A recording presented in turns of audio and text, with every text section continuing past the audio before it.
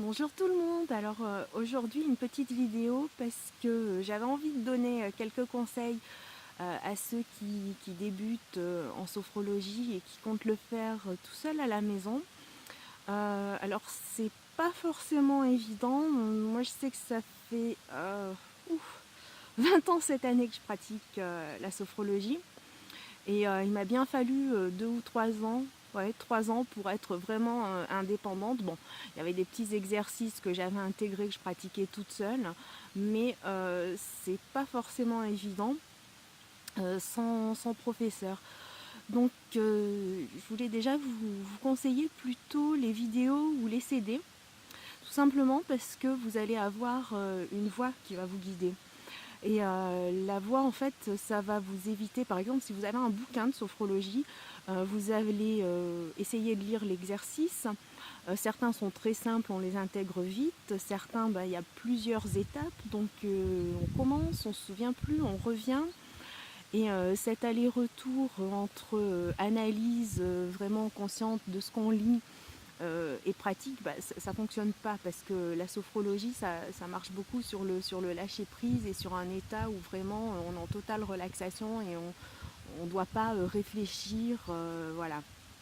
D'ailleurs, moi, pour les petites vidéos que je prévois de faire, j'envisage de vraiment vous montrer les exercices et ensuite on fera parce qu'on ne peut pas voilà, faire.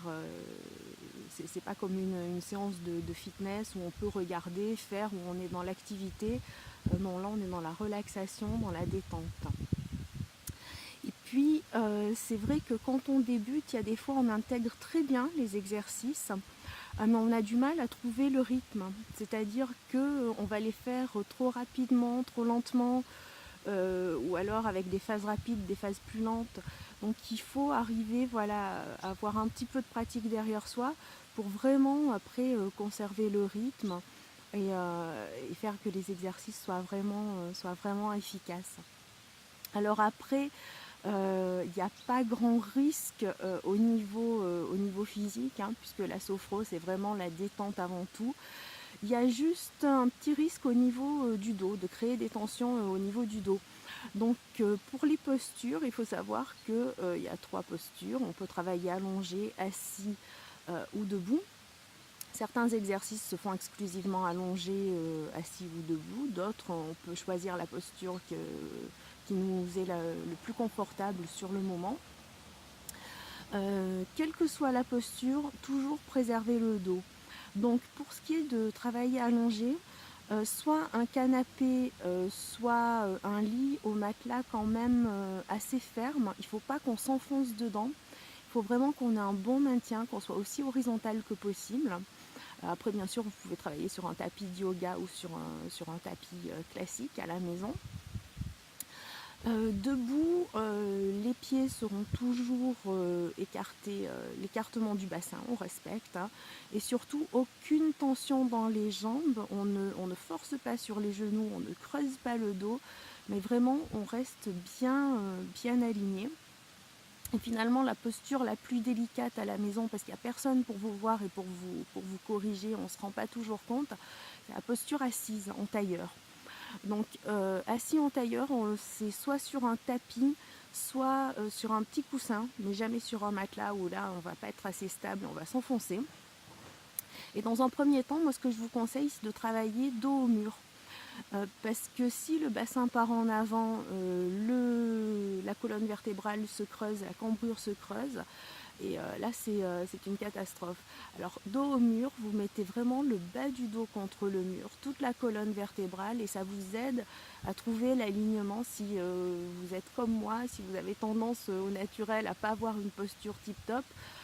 Voilà, pendant vos exercices de sophrologie, vous ferez d'une pierre deux coups, vous apprendrez à vous tenir plus droit tout en vous relaxant. Et puis une dernière chose, toujours prévoir un petit plaid ou une petite laine, parce que très souvent, on aura l'occasion d'en discuter, on a un petit peu froid pendant une séance de sophrologie. Donc c'est pas une raison pour se mettre dans une pièce hyper chauffée, ça c'est pas très sain. On reste dans une pièce à température voilà, entre 18 et 20 degrés, ça dépend si vous êtes de vos habitudes de vie, mais on monte pas le chauffage pour faire une séance de sophro et on se couvre plutôt. Voilà, donc ça c'était pour résumer, on fait attention à sa posture, en particulier à ne pas tirer sur le dos, sur les articulations. Et au niveau matériel, bah, on a tout ce qu'il faut à la maison en général, un petit tapis, un petit plaid, un petit coussin.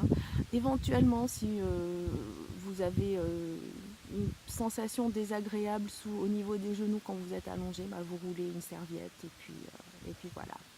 Enfin, c'est à partir du moment où vous faites bien attention à garder votre colonne vertébrale dans l'alignement des cervicales. C'est très très rare les accidents physiques en sophro, hein, quand même. Voilà, bon bah je vous dis à bientôt. J'espère ce week-end, si j'ai le temps, pour un premier petit exercice pour les débutants. Bye bye!